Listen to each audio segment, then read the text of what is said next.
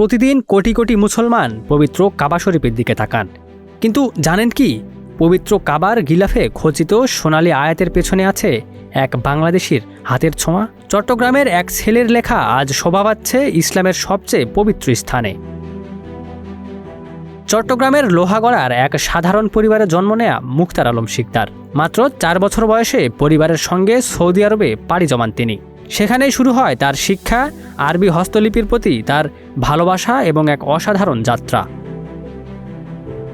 হস্তলিপি বিষয়ে উচ্চশিক্ষা অর্জনের পর নিজের মেধা আর পরিশ্রম দিয়ে তিনি জায়গা করে নেন কাবা শরীফের গিলাফ তৈরির ঐতিহাসিক দায়িত্বে। 1423 হিজরিতে বিশেষ এক পরীক্ষায় উত্তীর্ণ হয়ে কাবার গিলাফ প্রস্তুতকারী প্রতিষ্ঠানে যোগ দেন মুখতার আলম। তারপর থেকে পবিত্র কোরআনের আয়াত, সোনালী নকশা আর মনোমুগ্ধকর আরবি ক্যালিগ্রাফির মাধ্যমে তিনি হয়ে ওঠেন কাবার গিলাফের অন্যতম প্রধান হস্তলিপিকার।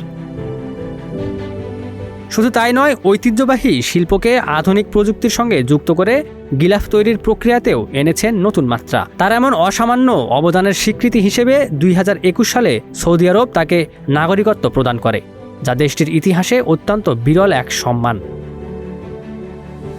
আজ বিশ্বের কোটি কোটি মুসলমান যখন কাবা শরীফের দিকে তাকিয়ে ইবাদত করেন, তখন সেই মহামান্বিত গিলাফের সৌন্দর্যের পেছনে জড়িয়ে থাকে চট্টগ্রামের এক সন্তানের শিল্পকর্ম।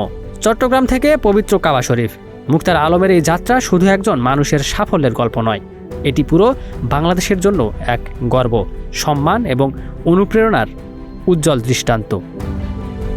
Ekramuzzaman, news flash 71।